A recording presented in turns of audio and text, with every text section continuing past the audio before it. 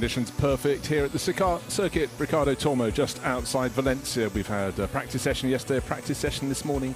Yesterday it was grey with the hint of rain in the air, but now conditions absolutely perfect, an autumnal day here at this great little circuit, 4.005 kilometres, but 14 turns packed into that course. We've got 1 hour and 20 minutes of pre-qualifying ahead of us, and at 3:30 this afternoon, qualifying itself will take place. This the fifth and final round of the Fanatec GT World Challenge Europe Sprint Series, powered by AWS. And there you can see air temperature good, humidity much lower than yesterday, but still quite a degree there at 78%. Track temperature 25. It continues to rise, and the grandstands along the top of the hill and over the grandstands starting to fill, and it certainly is a facility where you can see an awful lot of the circuit from above turns 2 and turn 6. I would warrant you could probably see 90%. This is the view looking from turn 6 back down to the grandstands and the pit buildings in the background. So there's gradient change, very tight corners, and you know what? There's space beyond the edge of the circuit, and that means track limits have been a factor. And for the teams, if they haven't worked it out in the practice so far where they might likely be being pinged for going off, then they really haven't been paying too much attention, because it could be a big factor in the race ahead. Brands Hatch, the previous round of the championship, was not the greatest of races. It wasn't for the Jota McLaren. Ben Barnicoat led the race, and Ollie Wilkinson went off in that first race and did damage to the car. Fortunately, not too much to him. So they're back for full racing here this weekend, inside the top 10 in practice so far. But it has been Mercedes looking very strong indeed. And this track, certainly not as wide as some of the tracks they race on through the course of the year, so track position is going to be very, very important. 14 turns, as I said, knitted into a very compact course.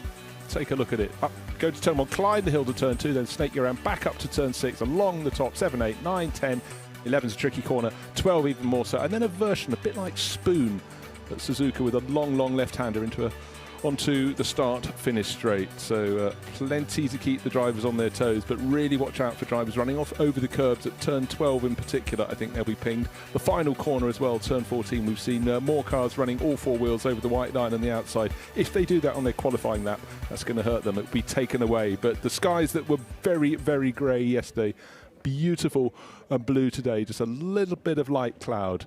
And one of the few racing circuits around the world with a great big shrubbery in the middle is all set for an hour and 20 of pre-qualifying action. Timo Bogoslawski, Raffaele Marcello and Jules Gugno standing in the back of the garage having a little chat. But for any teams running Mercedes, it's looking quite a Mercedes-type circuit, and certainly for Raffaele Marcello, who was fastest yesterday and again today, he and his teammate Timo Bogoslawski can be very, very encouraged by what lies ahead. Saw Petru Umberescu walking into the garage as well, of the 3 ACA ASP cars. So, one car that has almost gone missing in action in many, many ways has been one of the cars that came away as a winner from Brands Hatch. It's the TopSport WRT number 6 Mercedes. I'm joined today and tomorrow by John Watson, and that was one of the mysteries when we looked through the course of this morning's practice. We only saw Mauro Engel in the car, not Lucas Stoltz at all, and they ended up right down towards the bottom of the 27 cars, in fact, all the way down in 24th place overall. A mystery. Well, yeah, I mean the normal fluid driving style and body language of the number 6 TopSport AMG Mercedes just didn't appear to be there, and the car just didn't have pace.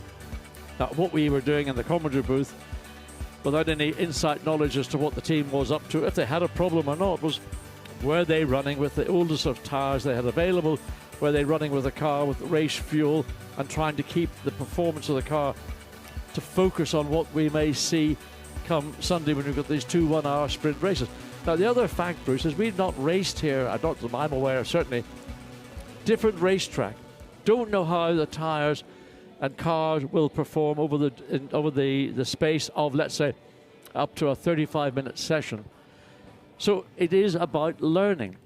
On the other hand, you saw the 88 Mercedes, the ASP car, dominant car on Friday, dominant car here. They didn't go out for the last 20 minutes. Raffaele Marcello got in it in the normal laconic Raffaele fashion, knocked out a couple of laps. That'll do fine. Where's my pasta lunch? I'm hungry, I'm starving.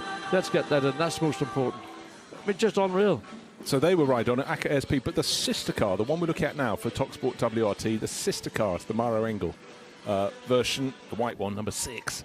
went very well. 5th fastest, Oscar Tonio and Yusuf Oaxaca. So 3rd fastest the cars in the Silver Cup class. So they've got the mix. But I think quite honestly, Maro Engel and Lucas Stoltz, so experienced, they were probably just doing the donkey work, the hard work they needed doing, not going to set a time. Bonnet up on the car, not looking immediately ready. Maybe there is more to it. I don't think so. I think it's just the cool calm of a pair of drivers who know what they're doing.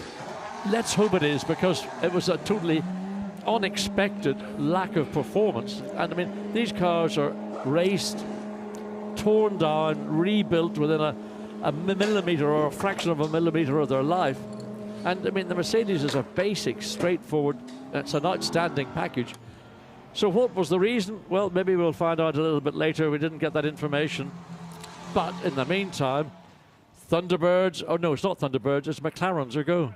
Well, this is a car that could only run in the second 40 minutes of this morning's practice session because neither of the drivers were silver or bronze ranks. So they missed the first 40 minutes and didn't do a lot of mileage. Good to see the car back 4 square on the circuit. We also just saw the Barwell Motorsport Lamborghini. That is leading the charge in the Pro-Am Championship. And for the last time ever in his life, we can say Miguel Ramos, 49 years old. Tomorrow's the big one. It's the 50. Just the start of your teenage years in so many ways. John and I, as found out as we crested that wave some while back. Bruce, I had a very sad weekend last weekend because when I went down to Goodwood, I took one of my cherished Porsche. And on the way back, the mileometer clicked over to 50,000 miles. I was devastated, distraught. Well, there has been problems, or not, with TopSport WRT, and Gemma's headed straight down to the Oracle to speak to Lucas Stoltz. Luca, you guys seem to be struggling a little bit with the car. What's happening? I don't know yet, but we had a little bit of a strange feeling in the car, so the guys are pushing maximum to investigate what's wrong. But we should be ready now for the session. I think they need like 10 more minutes and then we should be out and do some more testing. Okay, well, time will tell, I guess. Yeah, for sure. I mean, it's not easy for us because we didn't go testing here. It's not an easy track at all. But yeah, I think the guys will fix it and we should be okay in qualifying. How much knowledge do yourself and Marco have of this circuit? How well do you guys know this circuit? Well, it's the first time for me here, but Mauro did some racing before. And we have 2 cars, so we can do a lot of data. And then it's not too bad to learn. Thank you. Cheers. Well done for Gemma for getting out and getting across to the TopSport WRT pits. Couldn't really read anything to that at all. Luca never gives much away, and of course with the mask covering half of his face, but there's still the shoulders are slightly up in concern though, John, I'd say. I think what's interesting is they didn't change drivers. They let Maro Engel do the entire 40-minute session. So Lucas Stoltz is none the wiser as to what he can listen to what's said in between the team and Maro Engel, but he didn't experience it first person. So he's sort of sitting there trying to figure why was my car, which is normally one of the front running cars, not at the front. So car is up on the axle stand. I mean, you can have things such as a rear shock or a shock absorber, front or rear, which may be malfunctioning. It would be very unlikely that the basic setup of the car would be incorrect because the team is such a practice team. That wouldn't happen. So it might be something that wasn't obvious when the car was sitting in the garage before it went out on the track. But ordinarily that car is absolutely, it's bulletproof, and both drivers are amongst the most experienced and most capable in the field. So time will tell. As Lucas said, there maybe in 10 minutes they go on the track, and that will still give them an hour and a bit to go to play in this session. Ollie Wilkinson, first driver to put a lap on the board, a flying lap, just waiting to see how good that is. 1 minute 34.8 seconds, the fastest time of the weekend so far.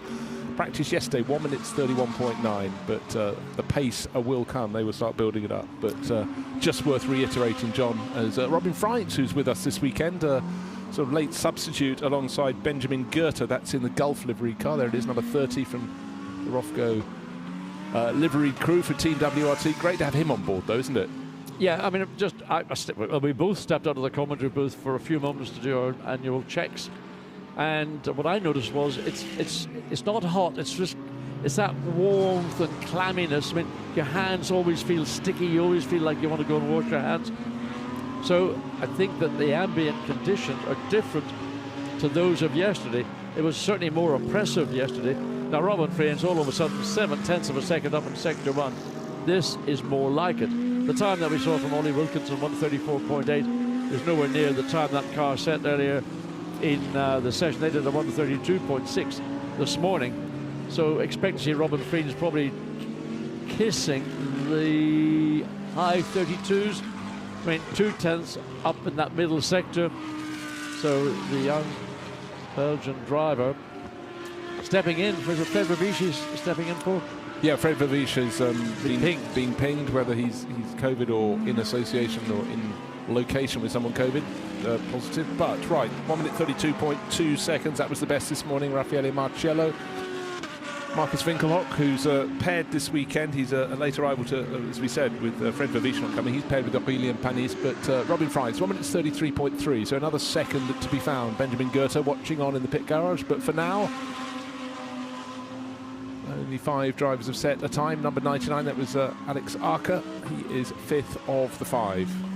Very close between 3 of them, but out front it's Robin Friens, quite comfortably at the moment, but still, we've got... let's do the maths. 22 other cars to go out and set a flying lap, John. They're doing, just again, referring back to what Lucas Stolz said, saying it's quite a tricky circuit. Really? I don't know why it is, because in my brief experience of it, I didn't find it particularly tricky. But because I don't consider it tricky, it means that maybe there's not very many places around the racetrack where somebody of excellence behind the wheel of a competitive GT3 car can make the difference. There isn't an Eau Rouge here or a Bourneville or a Pouhon or a Beckett's or a Panicle Bend. It's all the corners are in relative terms quite flat, albeit there's a small amount of rise and fall around the circuit. So maybe because in itself the circuit isn't what I would call a complex circuit, finding that last 1/10 or 2/10 of a second might actually be more difficult than at face value it would appear. Yeah, I mean, I scanned the circuit map. I haven't found 130R or any great landmark corners. But again, yeah, you've just got to be consistently not over the curbs. Now, that's turn 14. So many drivers, if not all the drivers, are running over there the whole time. A lot of drivers started getting pinged for track limits. We've got to really get clarity, John, on where the offences are being picked up and where they're not. Jules Gougnot in the 89 ACA ASP Mercedes, in the meantime, has got a couple of purple sectors and a green. And unsurprisingly, he goes quickest on a 33.013. So still half a second away from this morning. Exactly. But making progress. Yeah, we expected the progress towards the end of this morning's running. A lot of teams we felt were either using tyres that were well past their best. We saw Marcus Winkelhock going out wide and twitchy. And who else was it right at the end? Johnny Adam. Oh, yes. In the Aston Martin. Well, and or on heavy fuel loads as well. Certainly no one was malingering.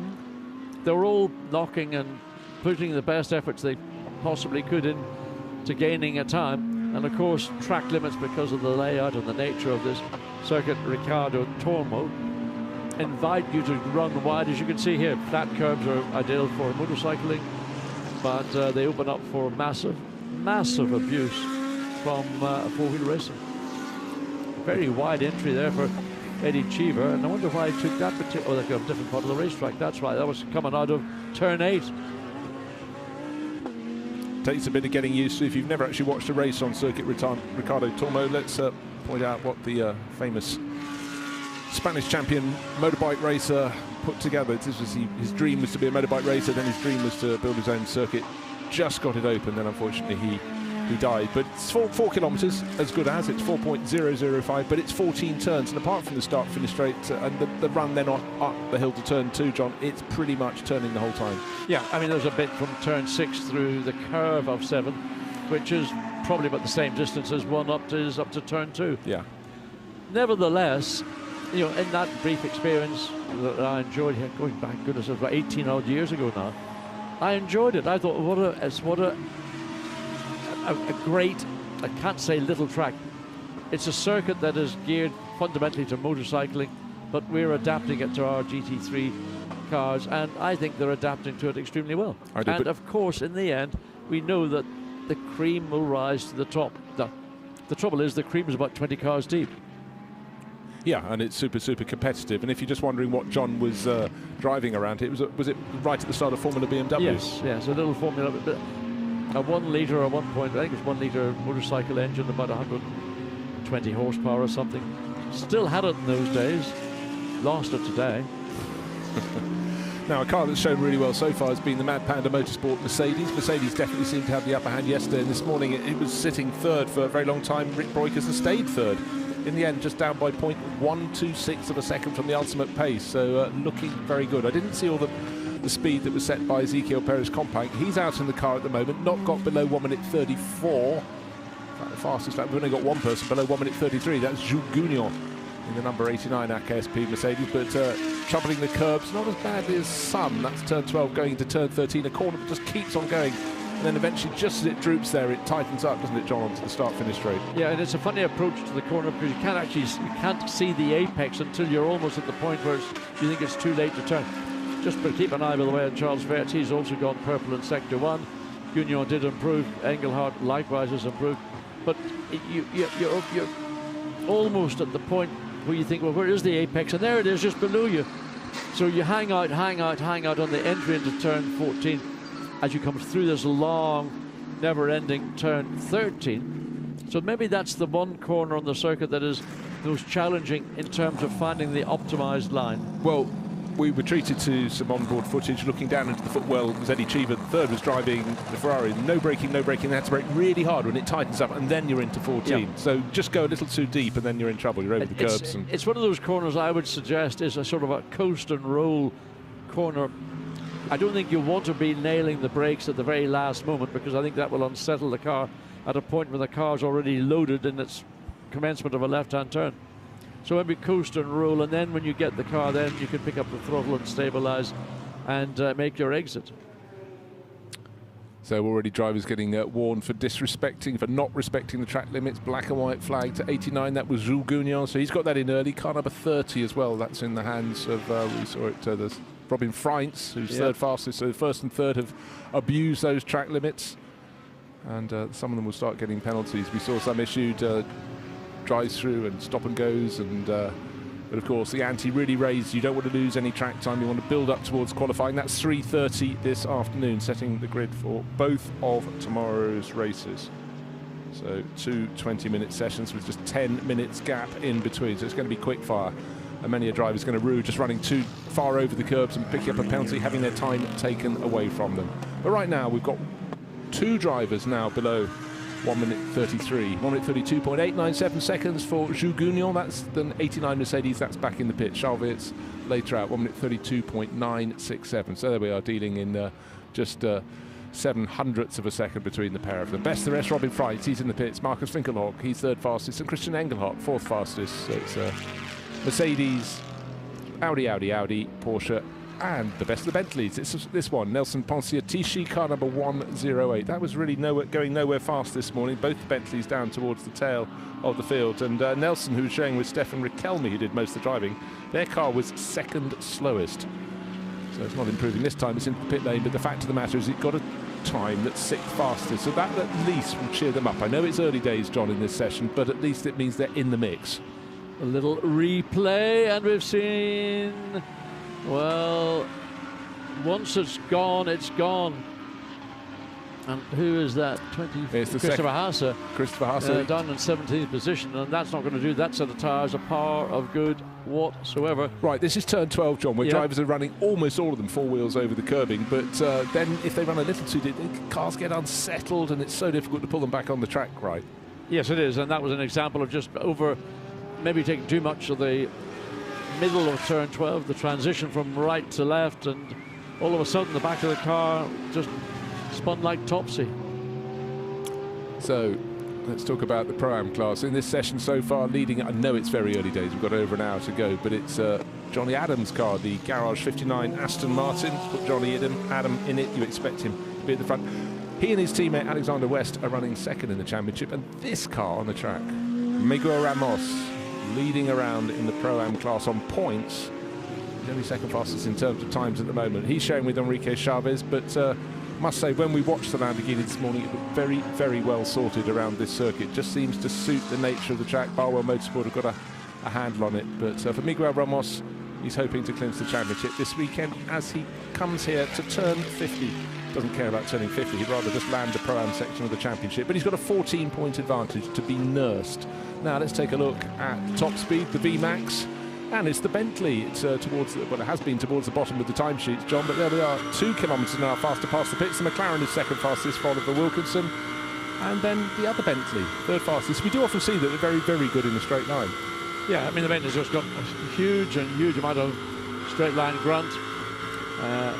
Both cars in the top 3. Interesting, the McLaren showing very strong pace likewise.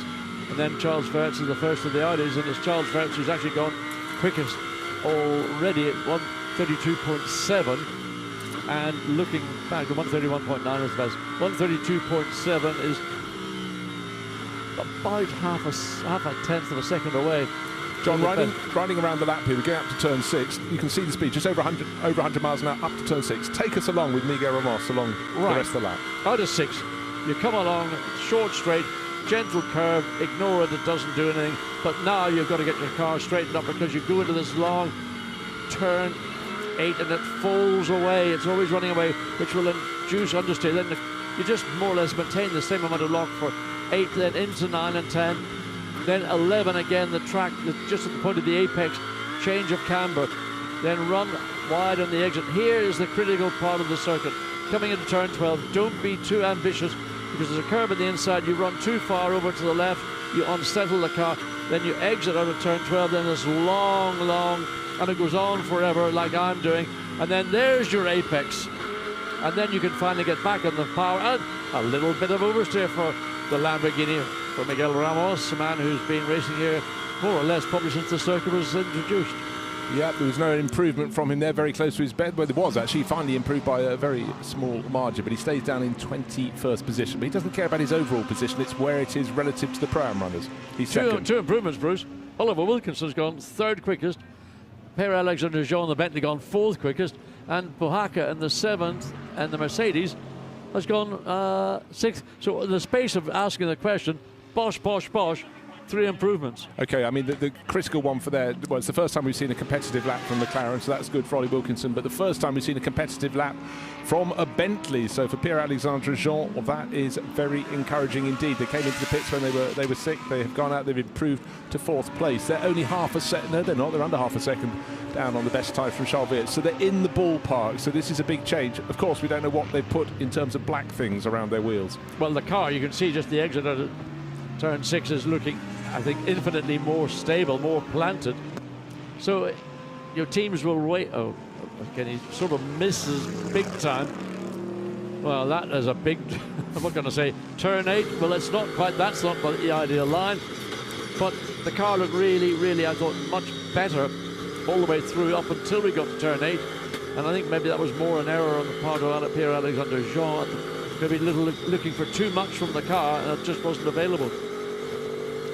Very tidy over the curves through turn 12 and running round to 13, and that's this corner that keeps on going, and then it suddenly tightens as it dips, and then you're into 14. But is it a clean exit? It certainly is.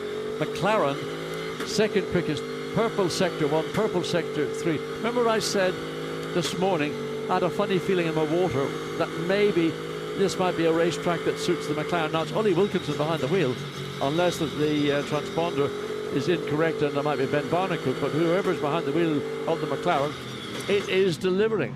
It certainly is. I don't remember that comment about funny thing in your water. I think it was yesterday, wasn't it?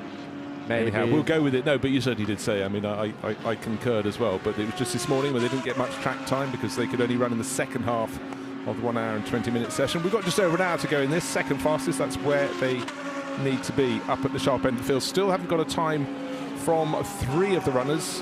One of them is about to get one in, which is the SPS Automotive Mercedes. That is Dominic Baumann, but still no number 6, which is the car we heard from Lucas Stoltz checking things out, but they're not on the track yet. No, they're not. And they're working through, and undoubtedly, with what we've just got an hour of the session remaining, they will want to get out because they will need to do a little bit more setup work and get the car back to what would be, one would say, the regular and normal position that they would. They're always going to be a top 4 or at worst a top 6 car in any grid, endurance, sprint, 24 hours, whatever. Right, ACA ASP, they've been at the front end all along. Jim Pla on screen, car number 87, sharing that with Konstantin Terashenko, but right now he's on his own, quite clearly. He's 8th fastest, and not picking. He improved last time to get into that 8th position, but this lap not happening for him. As you can see, he's lost a second between those first 2 timing sectors, and that high shot makes the cars look relatively slow coming down the start-finish straight. It's an illusion, but no improvement. Something that isn't an illusion, Bruce, is one of the drivers we were concerned about this morning. That was the Aston Martin 188, Johnny Adam. Now he's up to 15th place, leading Pro-Am entry at this point. So they've done something, which again we suspect might be just put on a little bit of fresher rubber, and the car is now beginning to respond to those kind hands of Johnny Adams. Yeah, so he's just under a second down on the ultimate pace, improving last time around. He may pick off a few more places now. Matteo Drudi, car number 66 for Tempo Racing. Normally expect him at the front end. He's down in 20th position, and we have an off. ACA ASP Mercedes rejoining the circuit sometime soon. So that is down at turn 5. Yeah. So he's got it wrong out of 4. And coming up the hill now. So that lap is very much blotted, unfortunately. No, again, I've not seen too many people getting it wrong down at turns 4, 5 is one constant turning arc. And Matteo Drudi gets it very nicely into and through turn 8. Doesn't mean it's going to be quick, it just means it looked very nice. Last person. Well, Johnny Adam. Hold on. Johnny Adam, I'm going to say it. He's 4th. Took the very words out of my mouth. Couldn't get it out soon enough. Had my hand on John's mouth there. No chance. So he's now just 0.4 of a second down precisely, up to 4th fastest overall in the pits. Alexander West will be going, we're going to be well placed on the grid for one of these races. And don't forget, Johnny Adam has qualified on pole overall before.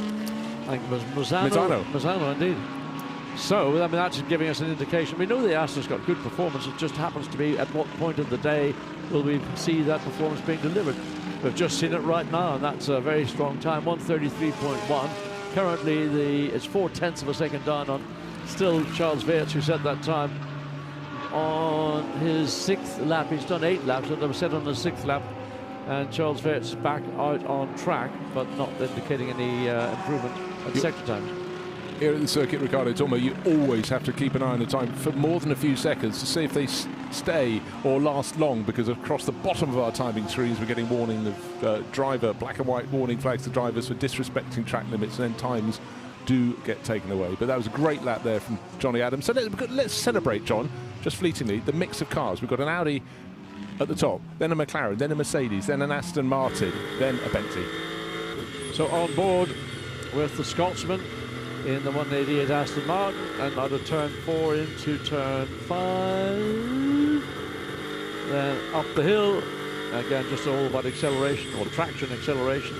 Then nicely to turn 6, then you can breathe momentarily, and I say breathe because one of the most important things about being a race driver is having the ability to breathe easily through turn 7, flat as a pancake. Now get the nose in, and which he does successfully, gets the nose in, and you can get on the throttle, drive the car out through 8, through 9, into 10, and again, you don't want to overbrake in here because then you might compromise turn 11, which is a critical corner, because from here all the way back to turn 14, you can make time, but you here in 11 and 12, you can certainly lose time. Now out of 12, up the hill, through this curve of 13, where's the apex? Have you found it? There it is. Every time I'm on board, I look for that apex. Always manage to get it, but sometimes I feel I'm a bit late. Yeah, sometimes you can see it, sometimes it's a long way to drivers right and left, so they're clearly too wide through the corner. Improvements only in the bottom half of the top 10 at the moment. Christopher Haase, we saw him having that spin, but he's now moved up to 11th place. Still no visit to the track from the number 6 Mercedes of Lucas Stoltz and Mara Engel. So it was Jim Pla and that Mercedes that ran it through the gravel down at the exit of turn 5. Miguel Ramos has made an improvement in the 77 bar, well, but I mean the fastest Pro-Am is 4th. Ramos is 21st. Small bit of space between those two Pro-Am cars. As we go back to the car, that will probably end up with a lap. Timo Boguslawski behind the wheel right now. So what is he going to do? We're down in 20th position, so Raffaele Marcello went out, I think, and just did the first couple of laps, brought it back in. This is going to be largely Timo's session because Raffaele seems to be able to get out, handle the car, and put it at the sharp end of the field. He's one of those drivers would you really want as a teammate because he's just so great behind the wheel of this Mercedes ASP. Right, and we also have a driver we haven't seen on track very much at all, Dries van Tor. He's listed at the top of the time charts. That's still his teammate Charles Weerts' time in the 32 WRT Audi. Yeah, no, we haven't seen him at all this morning. Oh, Team Moore, what are you doing hanging it out like that? Looks good on screen, but not good on the old timing and scoring. Christopher Haas has made an improvement in the Santa Lock 25 Audi up to 4th place. Knocks Johnny Adam back 1 spot into 5th. Then is sandwiched between that Audi and Ulysses DePaul in the leading Bentley. Yeah, and that time was also shown. The number 6 Audi Mercedes, I beg your pardon, TopSport WRT will go out, but just talking Audi, Christopher Haas there up into 4th place. You mentioned, John, was also top of the speed traps through the cars through the speed trap at turn 13. So that really tricky long right-hander, and Timo Bogaschai's not keeping it on the circuit too much. That was overdriving. Just was too keen to come through the curve that is turn 12 into 13. It's a right-left flick, and he got his car too far over to the left. Again, he had to sort of manhandle it back to get it back onto the black stuff, and of course that all shaves away hundredths, if not tenths of seconds. Yeah, so he's no improvement for him, and he stays at 2/10 down on his best. He's in 20th position out of 26. It soon will be out of 27. We're looking at the number 7 TopSport WRT Mercedes. That's the black one, but the white one, the sister car, Mauro Engel, Lucas Stoltz, looks set to come out to play. Now, already early in this session, we've just got through coming up for half an hour, and last warning for track limits, it's the 108 Bentley. That's Nelson Panciatici. Don't forget, early in the session they're up at the front end. As the faster times come in, they've fallen down, but they will start getting penalised. Ben Barnacote on his first flying lap, I think. Purple sector 1, green sector 2. Is this going to be a quick enough time to depose the current quickest car, which is the 32 Audi, with time set by Charles Weerts, 1:32.7. He's just 0.071 away. So Ben Barnacote, and showing the McLaren, may once again be a significant force to be welcomed with. Could be just waiting for that. And he goes top. Just he's coming through the final corner. As you spoke, he's fastest now by exactly the same margin. He was slower by 0.071 of a second ahead of the 32 Audi from Team WRT. So for McLaren and for Jota, that's looking good. Riding on board with Oscar Tunio. That's the second of the WRT Mercedes. It's the black one. It's number 7 at the moment. They're in 8th place overall. He's improved in the first sector, not in the sector. Gets on to the start-finish straight through that tricky turn 13-14 combination. Yeah, I mean, I would take that. I think that's a fine effort, getting in, got the car in nicely, got the exit correct. So doesn't see any improvement. Was personal best in sector 1, but in the sector 2 and 3 it just went away. So Audi Sport, what's going on? 32 is preparing. What are they putting Charles Weerts back in? Strange. So Dries van Tor didn't do the first session this morning. Has come out here, done what, about 3 laps? No, they've kept him in. Okay. I would have kept him in personally. Yeah. Because he didn't get a lot of track time. He didn't get any this morning. So they focused on Charles Weerts. There is the fastest overall car. Purple still improving. Sector 2. He's still dragging out time.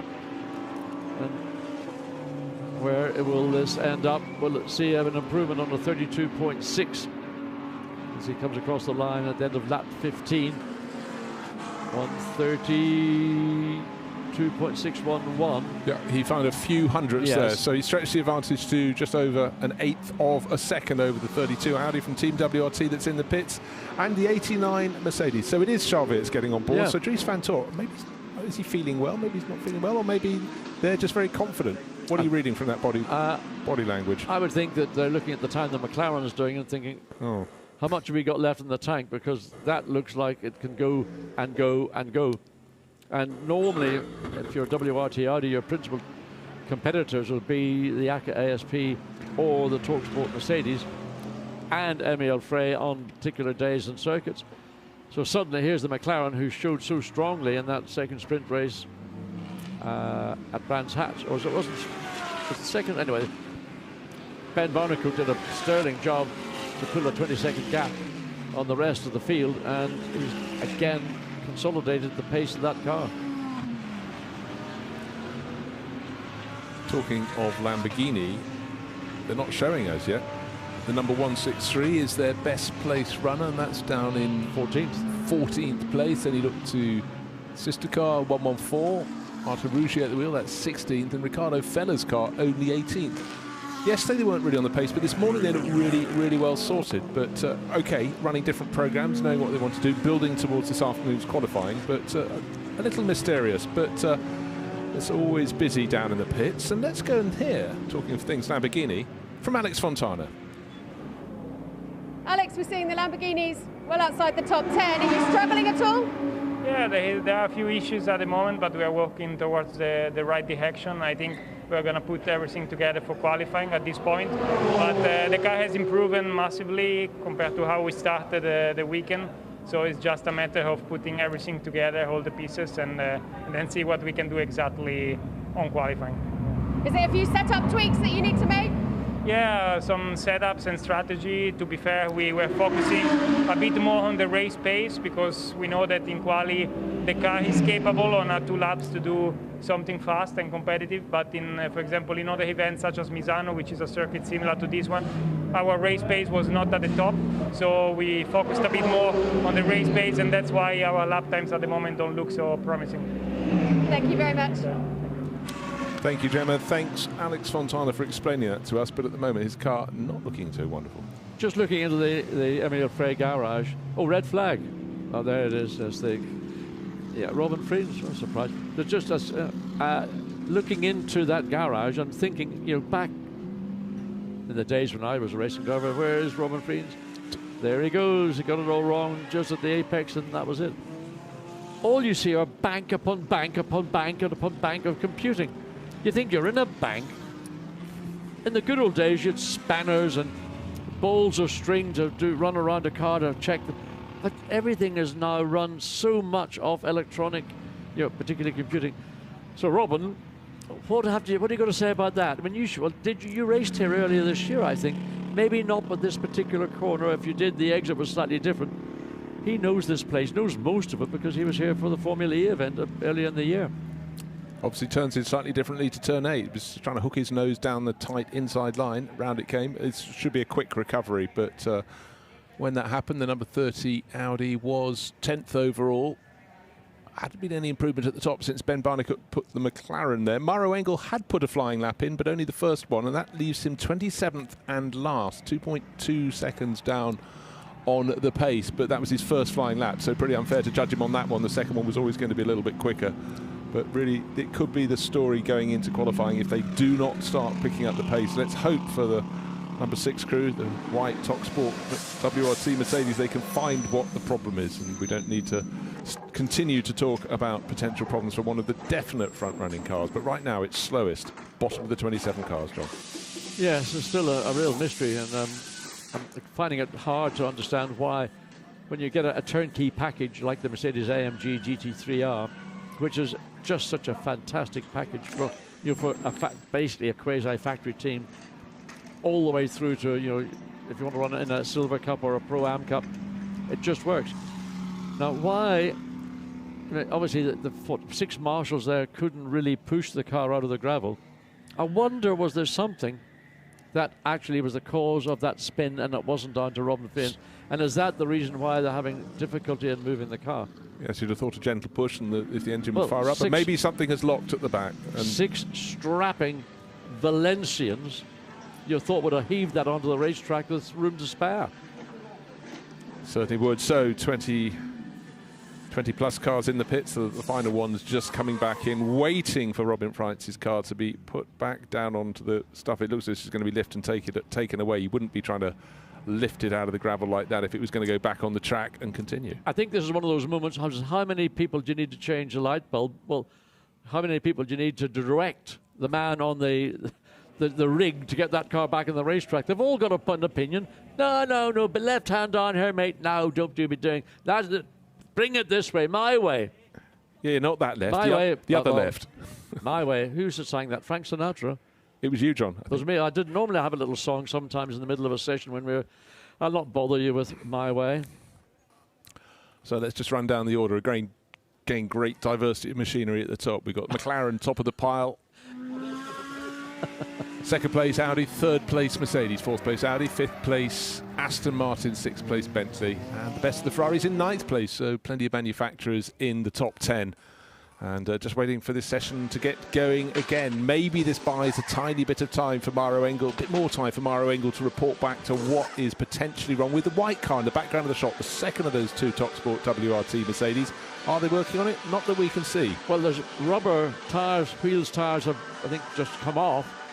And I wonder, is that now the indication that we're going to see performance that we'd normally expect from that number 6 TopSport Mercedes that we have not seen so far here throughout today. We did see, as I mentioned yesterday, the car was, I think, about 8th. Yes, it was 8th quickest yesterday. It did at time. It was 7/10 down though, John. Yeah, it was 7/10, but it still did a 32.6. And its best, what's the best it's done today? A 33.9. 1.3 seconds away. Yeah. Which is, I mean, I can't give you the answer to it. I'm sure the people in TalkSport can, but maybe they're not prepared to share it. Can and will. The sister car, the number 7, it's currently Oscar Tunio is 8th quickest overall, 133.2. Clearly, yesterday's times were quicker than those we're seeing today, especially amongst some of those. Red flag has been rescinded, and we're now ready to get back on action as Robin Friens didn't have a problem with the car, so that one you have to chalk down or chalk up or whatever what to do with the chalk to Robin Friens. Okay, so that will come back in to the pits, but the session is still listed as red flag, but the car's going down towards pit exit as the number 30 doesn't limp it away, it just sort of burbles its way back down to the pit lane. I think it's on the limiter. But the pit lane is a good place to be. The McLaren is at the top of the pile. That was a time set by Ben Barnicker. But let's speak to the other driver, to Oliver Wilkinson. Ollie, great to see you guys at the top of the timing screens at the moment. Yeah, it's good to be back and kind of left off where things were at Brands Hatch, to be honest. As McLaren as a manufacturer and Jota, we've been finding pace all year, and Brands was going to be sort of our biggest highlight, really. So it was a shame that everything ended the way it did, but it's nice to come back here this weekend and pick up again where we left off. And do you think you've got the pace to be in prime position this weekend? I think so. I mean, it's always hard to tell with it being free practice where we're actually going to be in quali, but yeah, we'd like to think we can continue this form into the rest of the weekend. And your knees all recovered now? Yeah, I'm fighting fit again and ready to go. Good to know. Thank you very much. Thank you. Well, he answered the question that I was about to put to you, Bruce. I mean, unfortunately, the number 38 McLaren had to be withdrawn from the endurance round at Nürburgring, 3 weekends ago, because Oliver Wilkinson had a legacy of that injury of Brands Hatch. He couldn't press the brake pedal with sufficient force without having to yell in agony. And regrettably, the car was withdrawn. It's a shame, but that was the decision by the team. So now he's back to normal, and unless somebody cracks him back on that part of his knee, he sounds good to go. He does, and I mean, it was a massive effort because the turnaround, it was one weekend to the next for Jota to rebuild that car. A phenomenal effort between Brands Hatch and the Nürburgring. A little bit more time. Maybe they deserve to stay over for a little bit of a holiday between this race and the final round. Also in Spain in 2 weeks' time at Barcelona. But the thing that puts a smile on their face, their car is at the top of the table. Not by a lot, but enough. 0.136 of a second, and it's a similar margin back from the 32 Audi that's second fastest to the 89 Mercedes that is third in the charts at the moment. That's the 89 car, Petru Umberescu, who shares that, of course, with Jugugno. So on board with Charles Wirtz, I think it is. So down into turn 4, and then through 5. Stays pretty much within what would be acceptable track limits up to turn 6.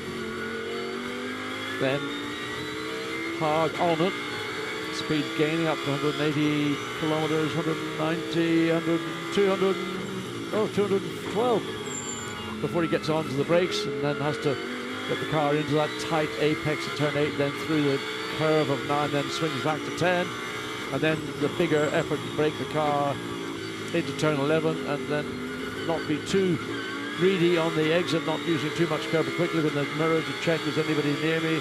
Then up to turn 12, gets it in, little bit of a turn. Yeah, it looks pretty, not bad, looks reasonably settled.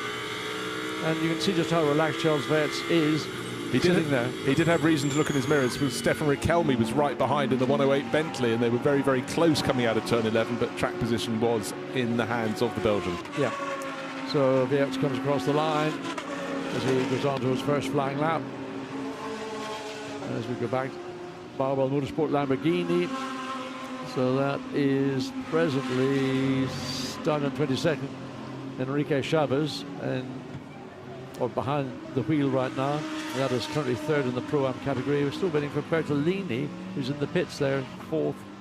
Maro Engel still only completed 5 laps, best lap on lap 2.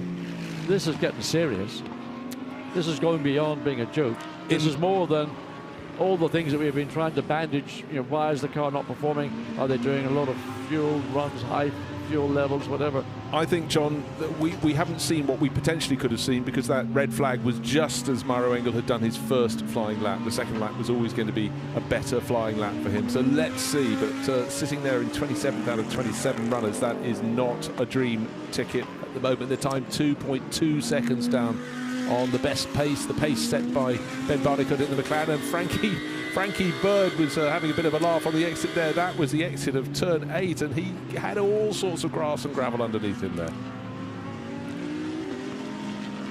So out of turn 11 and up into 12, and uses as much of the racetrack as he thinks he's going to be allowed to get away. Oh, now that is not the way you're meant to cut inside before you get to the apex of turn 12. Well, he's already lost 3 seconds in the middle sector alone with his off-track moment, so he's got to calm it down. And don't forget that Frank Bird and his teammate Ryuichiro Tomita have come here second in the Silver Cup class. They're an outside hope, because Alex Fontana is sitting on a tidy points lead, but they've got to be winning this race, the first of the 2 races. Let's take a look.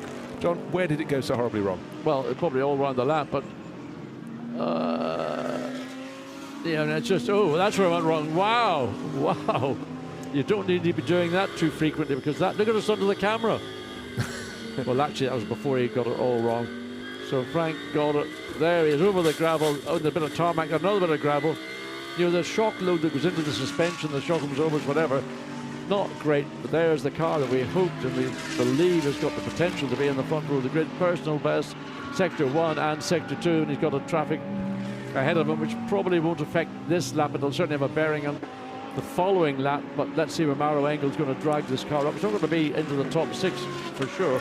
Well, the Rouge is done into top 8. Maro Engel 27th up to 20th. Well, I got that right, thank goodness. Well, we've been talking about the Pro-Am class. Let's go down and speak to Miguel Ramos, leader in Pro-Am. Miguel, coming into your birthday weekend, leading Pro-Am there at the moment. It's clearly hot in the car and very challenging out there. It's very, very hot. It's, wow, I think I lose every time on the car 2 kilos of water. It's so hot.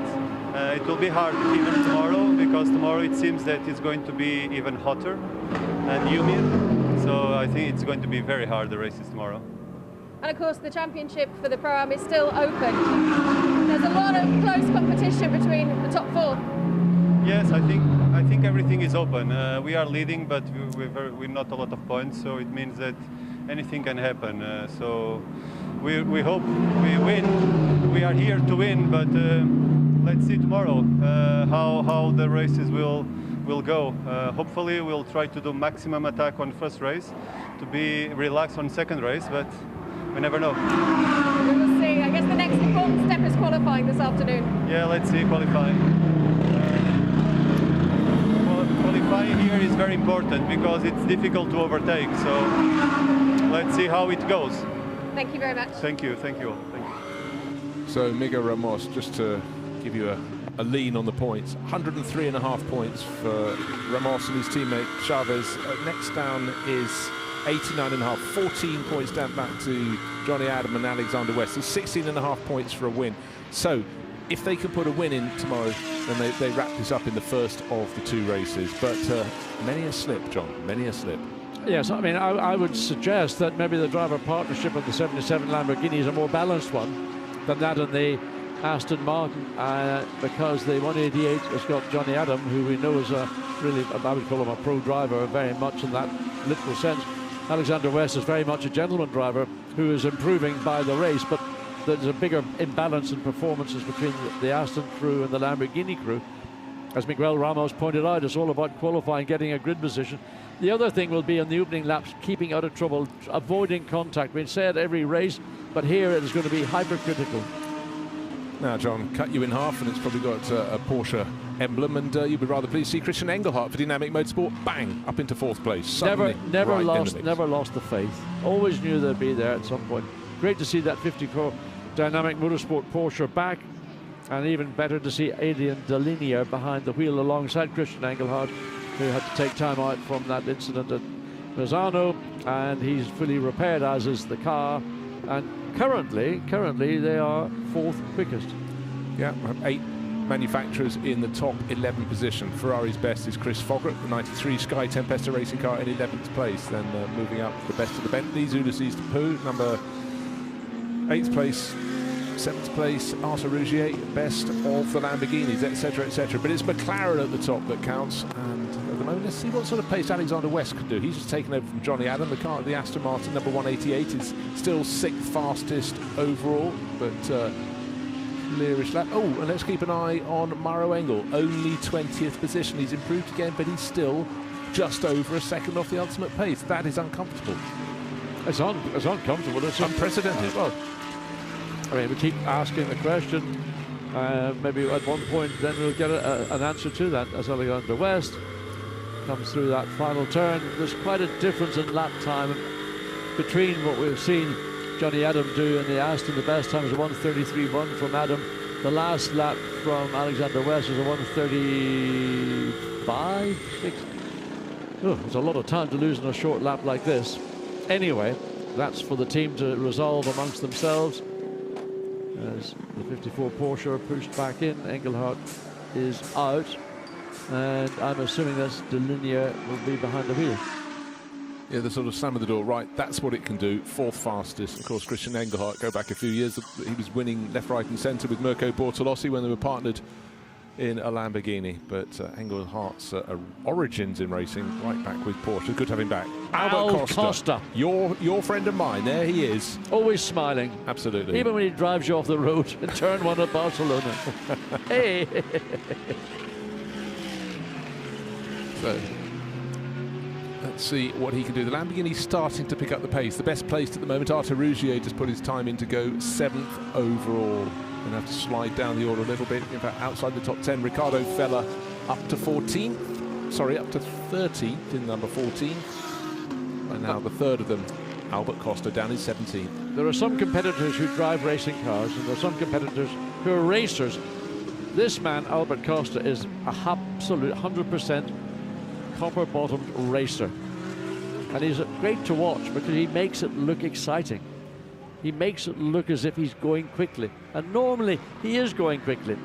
But not every driver who drives a car and makes it look quick is quick. I could give you some names, but I wouldn't do that in live television. Give them to me at lunchtime, John. Coming up soon, but we've still got just over half an hour remaining. This final pre-qualifying session, and we go qualifying at 3:30 to define the grids for tomorrow's 2 race. That's better. Suddenly up the charts into 10th place, Albert Costa. So suddenly the Lamborghini's 2 in the top 10, and third of their number, Ricardo Fella, the one you'd expect to be right at the front, is down in 14th place. Well, I heard, I think it was Ricardo Fella was saying that Kehrberg and the Mercedes, it is a tough circuit, and you've got to find the setup, how to use your tyres without abusing your tyres.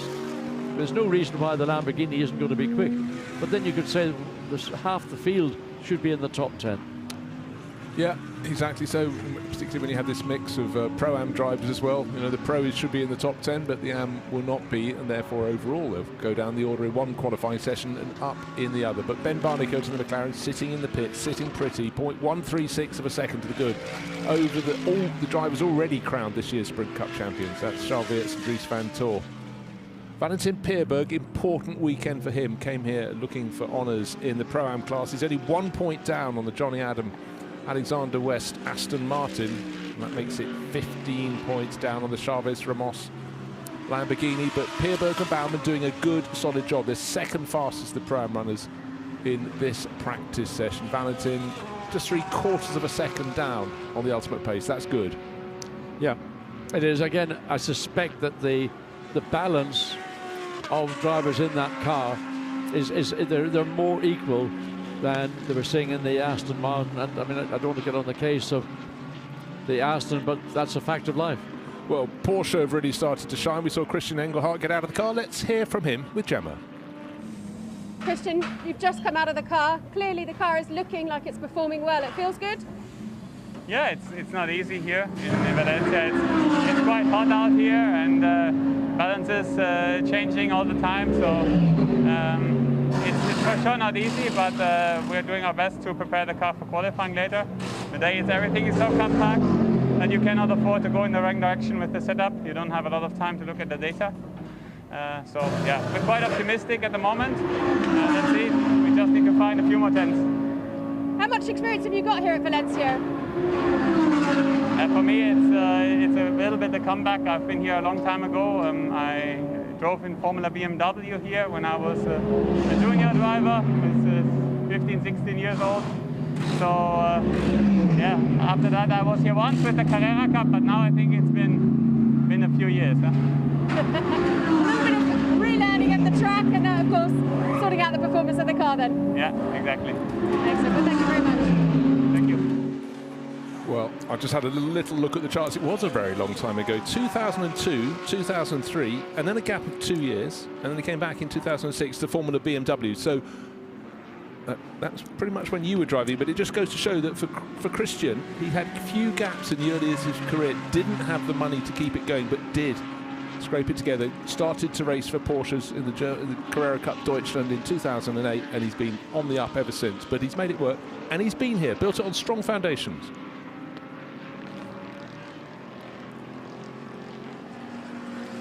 Right, track limits is not one of our favourite topics. We don't like discussing it, but we have to. And 3 crews, including the 108 Bentley crew, have picked up 10 minutes stop and go penalty. That'll take a chunk out of their practice. And the ruling is they're not allowed to go out over the curbs is one thing, but going out over the green 4 wheels on the outside. It's 4 wheels over the green. You can see the green around the outside of turn 13 into. Sorry, that's turn 8. Turn 8.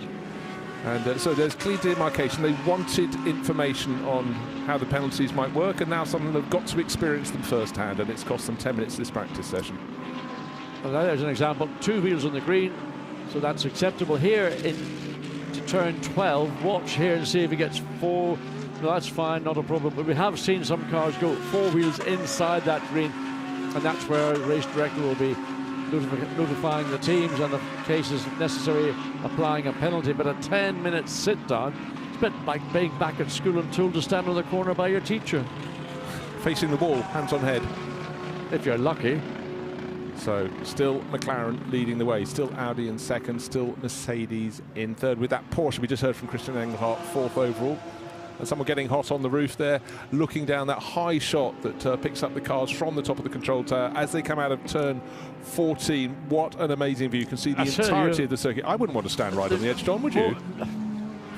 If you suffer from a little bit of vertigo or tinnitus, which is a symptom of vertigo, dear me, would I want to be standing up there? The feeling is when you're like that, it's almost this thing you want to jump. It's a terrible feeling, vertigo. You're safe in here, but an amazing place to shoot. All 14 of the corners can be picked up from that vantage point. 4 kilometres in all, but it's really, as you can see, crisscrossing the hillside. There are other versions of the track that actually had further loops as well. It's incredibly compressed. You know what that tells me? It tells me what the technology these cameramen have now got is so fantastic that from that position you can see the entire 4 kilometres, as you point out. I mean, either a tight shot or a wide-angle shot or a long-range shot. As we look at the Lamborghini again, Fontana getting just the back end sensation that was about to go, and he had to correct it and runs wide again in turn 8. And it is a tough little circuit, although it looks very straightforward and uncomplicated. But when you're running at the limit and you're running in conditions, it's warm, it's not hot, but it's inside the cockpit. Drivers are, you know, they're sweating freely, as they say. Right. Good to welcome Eddie Cheever, the third back this weekend. He's partnered with Chris Froggatt, and he's in the pits. Eddie, currently in the pit lane serving a penalty for track limits. Does that feel a little bit harsh? Yeah, it's very difficult.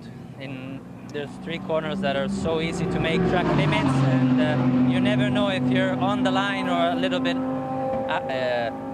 let's say, off it. So I think it would be better to have gravel, so at least when you do that, you know, and you make a mistake and you go off track.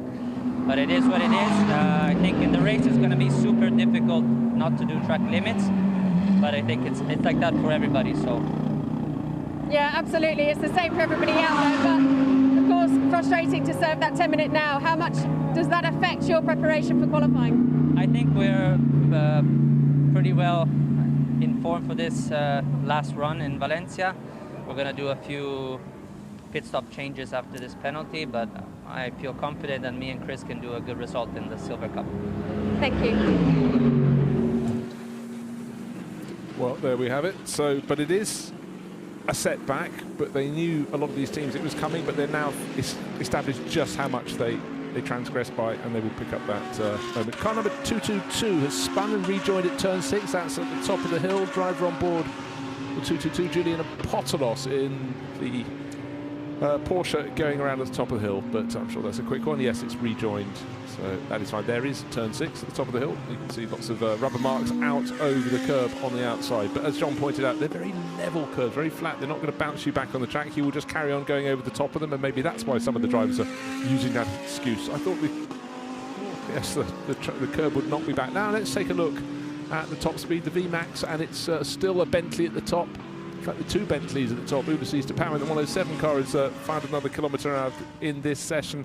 And the McLaren, again, good. It's the same faces at the top, John, as it was in the first practice session. Yes, I mean, essentially, it's not a big surprise that the Bentleys are there. We know they're always very strong in a straight line. Interesting, the McLaren is right with them in their slipstream.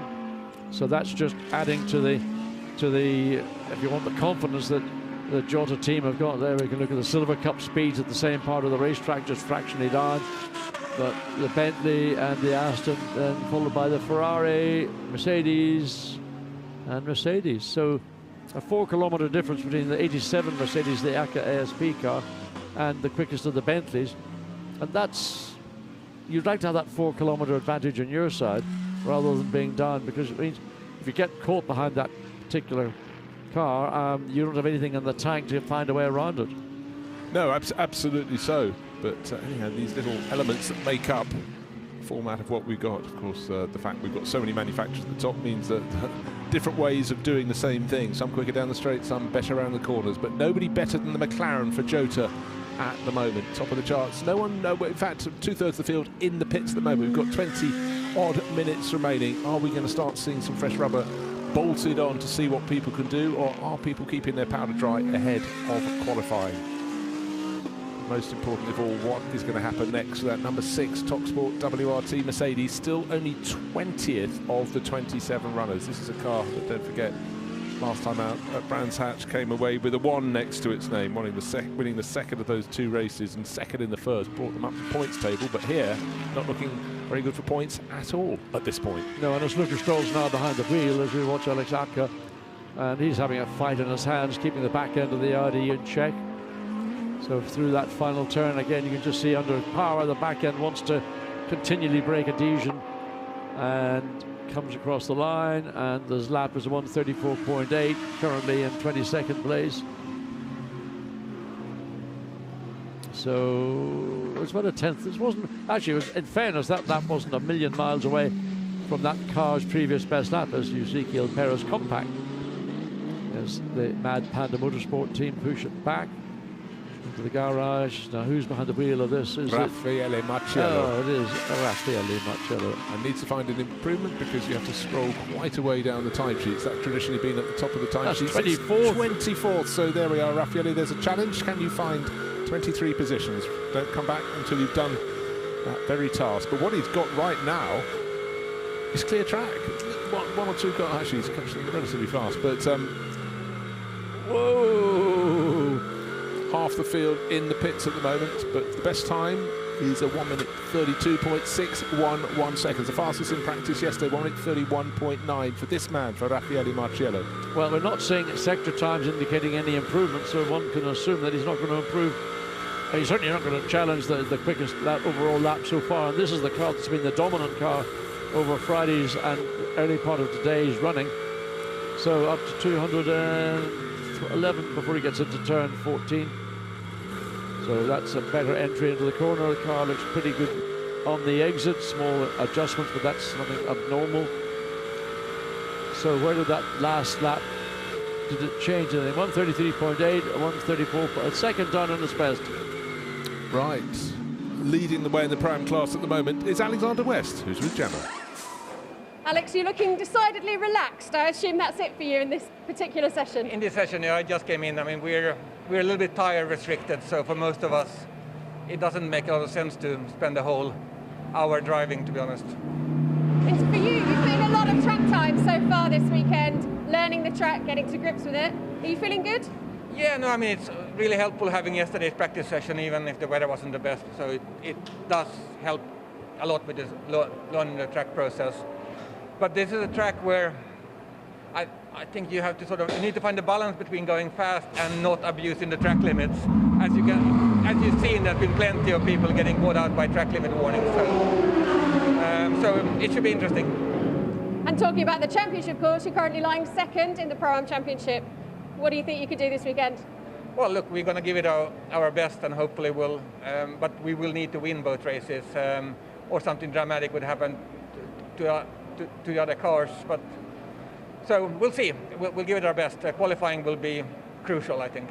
Just glancing at the timing screens behind you, you're currently running faster than the direct competition. Well, yeah, you never know what different strategies. I mean, people go older tires, low fuel, high fuel, which all makes a difference. So we all do different things. So we'll see this afternoon when we really know what people are doing. We will indeed. Enjoy the sun in the meantime. Thank you.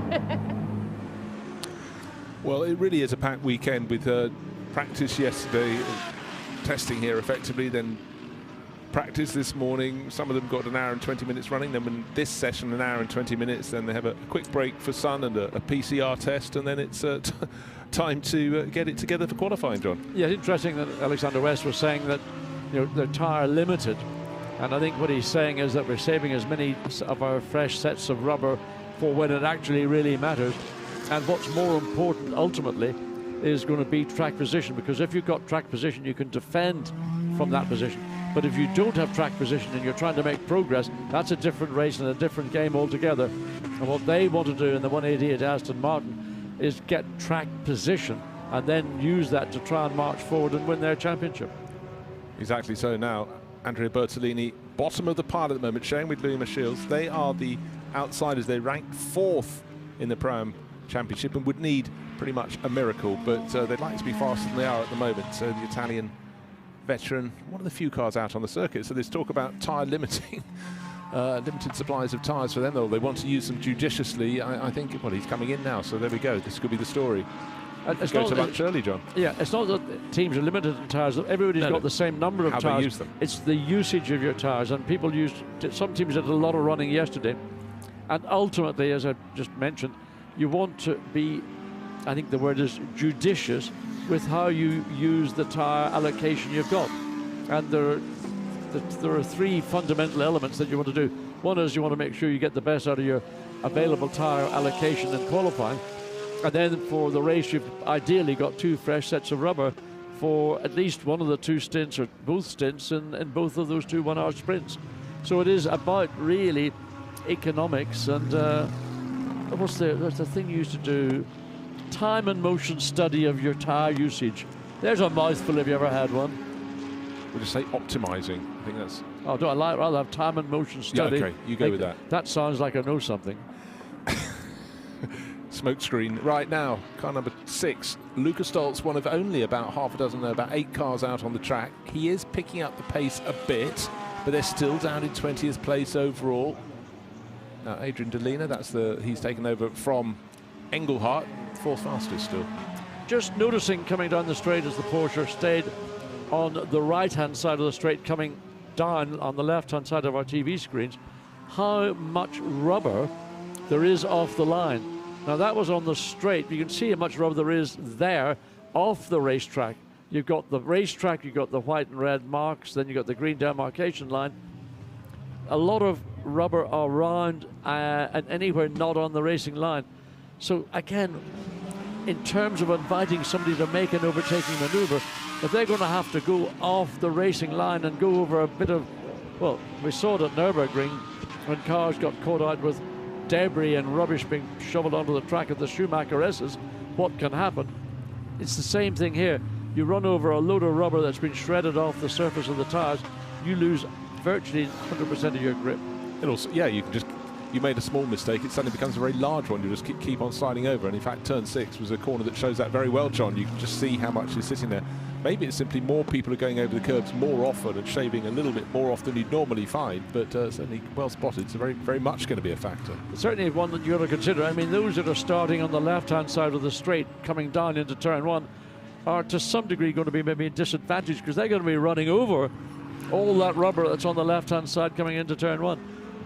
It's a small little thought and consideration, but I hope that maybe the teams are going to get out with brushes and brush that part of the racetrack clean. Yeah, otherwise turn 1, first lap of the first race could be messy indeed. Of course, you don't want to blow your lot right at the start. So who's setting fast times out on the circuit? Thomas Nobody. Tuchel is not one of them. He's one of the drivers who's one of the quicker ones out there. In fact, the lap times are all about 2 seconds down on that car's individual best. So I'm afraid that's telling the story. With under a quarter of an hour to go, many drivers getting out, and the Toyota McLaren is going to go back onto the circuit. The fastest car so far in practice, and the 114 car, that's one that's the many ones being pinged for speeding in the pit lane and track limits. There have been a whole host of problems for the drivers up and down, but really getting done for speeding in the pit lane during free practice or pre-qualifying doesn't seem very sensible. So Oriol Panis all the way down in 17th position. At one point they were up in the top 3 or 4. I mean, much they were earlier in the session. When you were looking at the top names, I was thinking, well, you know, Santalok are looking pretty strong here. And in fact, no sooner had we seen the McLaren, the message comes up on the screen: under investigation for speeding in the pit lane. There we were talking. I wasn't associating the two, tying them together, but the 38 car, the car that's fastest, is under investigation. Now, it's always the car, not the driver, because we don't know which driver it may have been, whether that was the car coming into the pit lane or the car leaving the pit lane. Anyway, it's a no-no. There's another, some form of penalty will be applied to the team.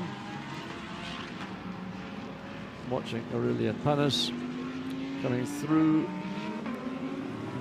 and then up the hill out of turn 5 into 6, and I've watched to see where that rubber is on the exit. It's not too bad. I mean, it's just it's the offline issue. Then the runs through turn 7 and then down into turn 8. Again, just the front isn't responding whatsoever. And just having to wait all the time before you can really open the throttle and accelerate away towards the sequence of 8, 9, 10, and 11. And while Aurelion's doing that, Luca Stoltz has reported back to the pits in the number 6 TopSport WRT Mercedes. So they've only got, what, 11 and a bit minutes remaining to get out and actually put a time in as a guide to what they can possibly achieve. Or maybe they're going to have to go, let's not touch any rubber, let's simply cross our fingers and hope it comes good in qualifying this afternoon. Well, one of the issues of putting on a fresh set of rubber or putting on your best rubber is you're masking what the core problem is. It gives you a solution, it gives you a lap time, but it doesn't necessarily solve your problem.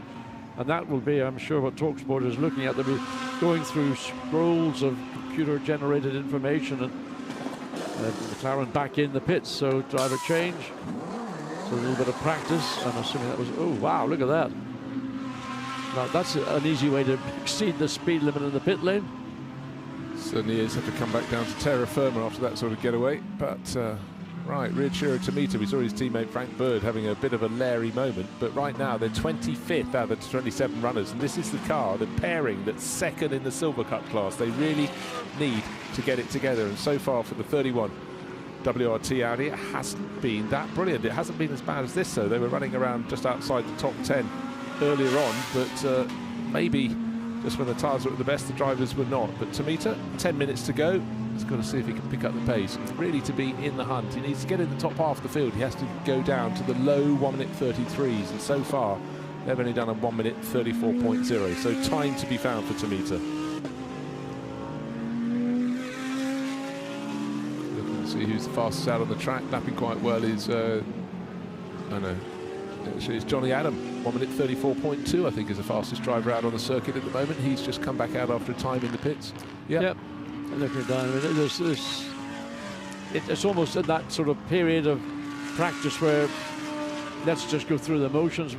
Tomita just running probably marginally, 4 wheels inside the green ultimate demarcation into turn 14. So can he make, he decides to bail. 9 minutes to go. Yeah, when you're doing lap upon lap and there's no time coming and you're sitting in the car sweating like a racehorse, you sometimes think, well, is it not better to stop? Now, what is going on here? That's running very wide. Coming out of turn 11, so Lucas Stoltz behind the wheel, and you can hear him opening the throttle. There's a big burst of exhaust note. And times, well, where is the time? What has happened? What has this car lost? We just completely flummoxed to understand why this is not running at its normal sort of natural top 6 position. So half a second down on their best, stay in 20th place. Now, John, take a look at this. First corner runs a little wide, nothing unusual in that. Where is it losing time? I mean, coming into turn 2, it's hard to see where it's losing time. It runs a bit wide, then down through 3. That's normal, that's not even a corner. Okay, now let's look through 4. That's looked reasonable there. Into 5, what see the car does. Yeah, it's running wide. I mean, fundamentally, it's a lack of balance and grip. So the next big test is coming through 7, but actually it's into turn 8, where the track falls away from you, and it's difficult to get the nose to tuck in. So he's struggling there. You can see he got it in, but then it just washes away. So there's something fundamental in that car setup, and the team have got more information than we've got on the commentary booth. Mind you, we're not bad at diagnosing your car's fault on the commentary booth, are we, Bruce? Plus VAT, that'll be £450. So Lucas Stoltz, look at those split times, and they're not looking super wonderful. Actually, might still be enough. They're just about far enough for the pace for that to maybe move them up a little bit. But it's just looking ponderous at the moment. It's slow. It's just not delivering. Is he going to continue as you're coming in? Well, I think he was in 2 minds himself with 7 minutes to go what to do. So comes across the line, currently 20th and remains 20th. A lap, 1.4 seconds away. Well, he's as quick as anyone on the track. 1 minute 34 flat. Nobody else who's in better than that. They've set their times earlier, but it looks heavy-footed. Yes, it is. And there are 19 cars. The top 19 cars are all within 1 second of each other, and they happen to be the 20th car, just a fraction over a second outside what is the quickest time we've seen so far here today. We've seen quicker times on Friday, but Ben Barnicoat in the Jota McLaren remains the quickest of all, and it's Dries van Thor, or the 32 Audi, that's behind by just over 1/10 of a second. So that Audi is back at the races. Where we're looking to see is the 88 Mercedes, which had been the class of the field, and that currently 24th. You're pulling my leg. It's in the top 25, John. It's in the top 20. Good spot there. We have to look at these positives. But it's so interesting. We heard from trying to think who was telling us this. It was talking about tyre limitations in terms of how the teams. Alexander West. It was indeed. Well, remember just how they want to use the session. With what we've had was more than half the cars in the pit lane, and now we're suddenly only got about 8 cars in the pit lane. So 20 plus cars out on the circuit, under 10 minutes to go. In fact, under 6 minutes to go. Christopher Haas, Sansalot Racing, both the Sansalot cars, 25 and 26, have looked competitive at various points this weekend. But still, the best of the Audis, still the duo that have taken the Sprint Cup title for 2021. Dries van Tor, who's sitting in the pits, and Charles Weerts, they put a lot of lapping in. Not many, though, for Dries van Tor. But Christopher Haas, another one calling into the pits. 5 minutes remain, and at the moment it's still the McLaren at the top.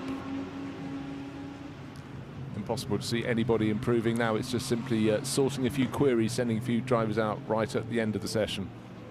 I suppose what you might do is just make sure your drivers are getting as much seat time as possible. But what you don't want to do, in a sense, is send out drivers on tyres that are, they've exceeded their allocated lap times or numbers, and end up almost depressing the driver. Oh, where's the time gone? The car's no grip. Can't do anything. Yeah. You want to keep your drivers thinking positively, looking forward. But as Alexander has pointed out, they want to use the tyre allocation as the appropriate place and time, and that will be unquestionably in qualifying, and then have freshest rubber for the 2 sprints in hotter weather than we're anticipating today. Let me look down at my little weather app and just see what it says. Okay, while you're having a little look, as you press the many buttons, John, it's worth reiterating, with the times this close, the top 20 covered by 1 second, there are going to be winners and losers in this. Some people will be back 2 or 3 rows, maybe more, from where they expected because of one little slip and slide. And the temperature? It's going to be a screamer. Very good. Not a cloud in the sky, and anticipating 29 Celsius. John made that up, but we'll go with that. Right, now we've got stop and go penalty until the end of the session, track limit. So unfortunately for the car that's bottom of the table, the AF Corsa Ferrari, Louis Michiels and Andrea Bertolini, no more session for them. And a few cars, actually, their body language is very much there, just coming back into the pits. Julian Apostolos going through the motions a little bit. He had a spin earlier in the session, but just starting to call it a day. So just remember this, the fastest time, 1 minute 32.611, set by the Jota McLaren, clear by 0.136 of a second. But it's the fact they're at the top. Now, Raffaele Marcello has been stirred. He's sitting 24th out of the 27 runners. I don't expect he's got fresh enough rubber to do anything. So it was an out and in, back into the pits. They're comfortable. They know that most of the time they've been right at the sharp end of the field. But the teams are feeling the heat. The drivers are feeling the heat. And it's such a quick fire day. 3:30 we're going to start qualifying. Then we're going to find out who's going to be on the grid at the front end for both of the races. And as I just said a short while ago, there are going to be drivers who are scratching their heads later and cursing. One little slip, could have been in the top 10, ended up in 20th position. That would be a calamity, but someone's going to fall. Yeah, I mean, there's somebody going to fall, obviously. You can't get 25 cars into the top 10. And on this racetrack, which is a tight circuit, it's going to be in hot conditions. Tyre management, basically, which is what you're going to have to ask your drivers to consider, is going to be foremost.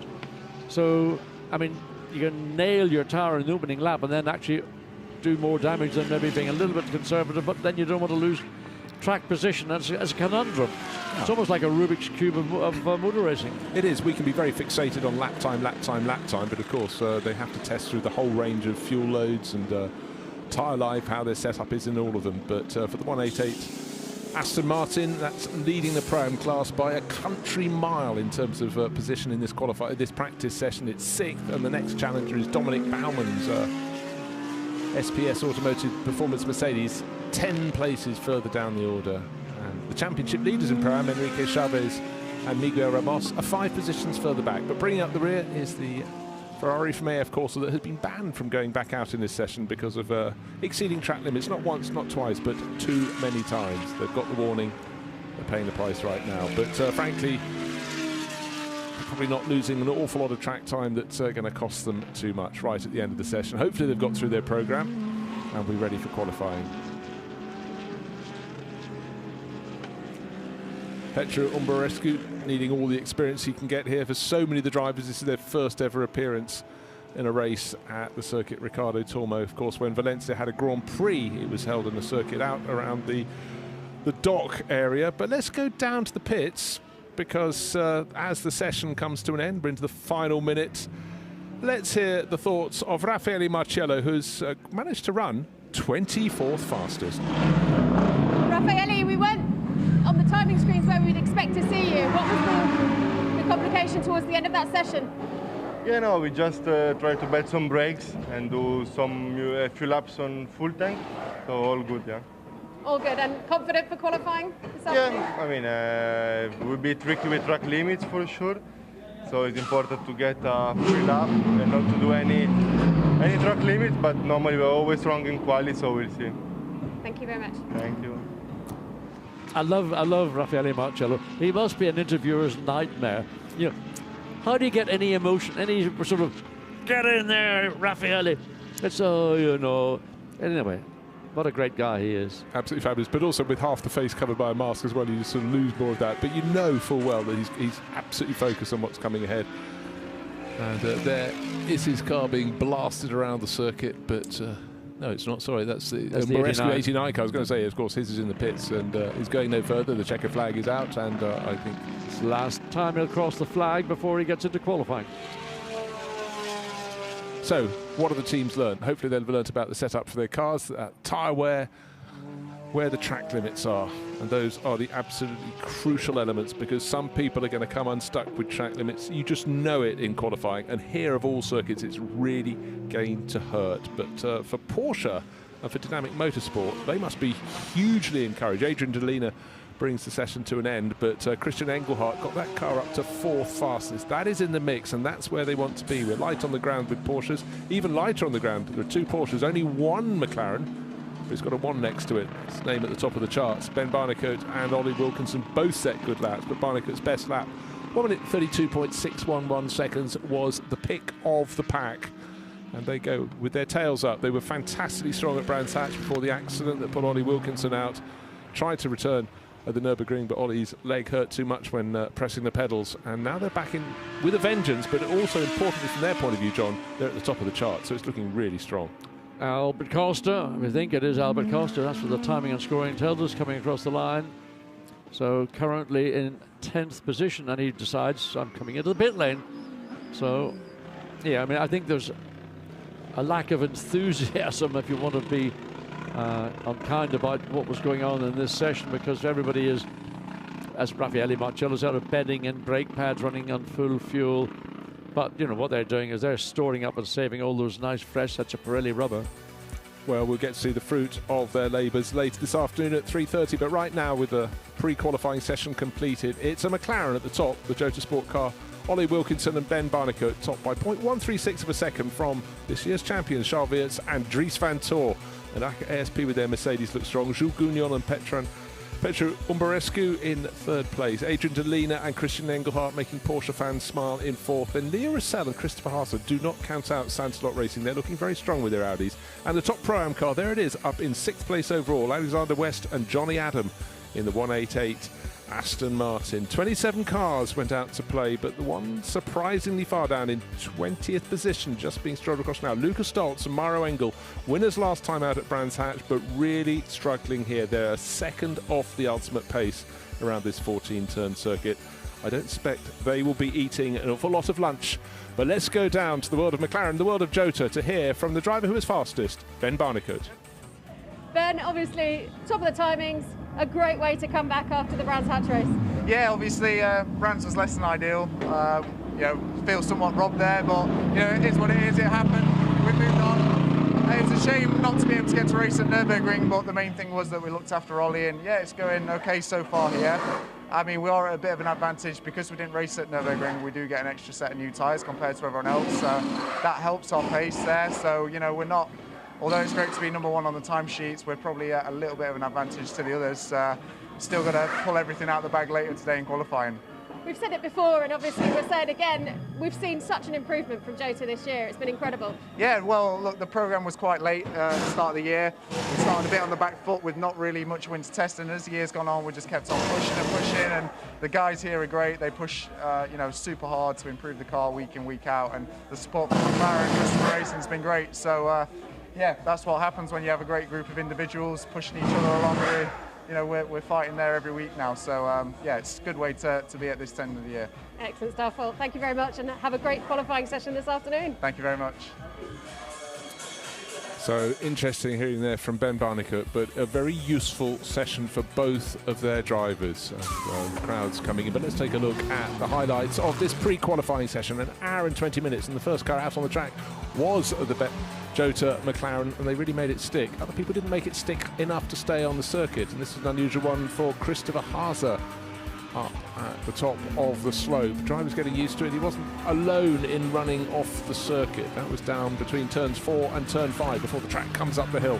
But Johnny Adams started to fly, went up to 4 fastest at one stage in the Pro-Am leading Aston Martin. That's car 188, but right on the pace we had Dries van Toor and Charles Weerts in the 32 Audi, but the car not on the pace was the white number 6 Mercedes. It would end up down in 20th place, was late even to set a time. The red flags came out while Robin Freitz's Audi had to be recovered from the gravel on the exit of turn 8, but as soon as the track was open again, a few more faster times started to come. Getting track space wasn't always the work of a moment. Charles Weerts and Dries van Toor worked it very well indeed, but if you run a little bit wide, you're really going to be bouncing off over the curbs. That's the exit run out of turn 8, and that was a big moment for Frank Bird. He got it back onto terra firma, but the car most firmly planted on the deck was the McLaren that set the fastest time.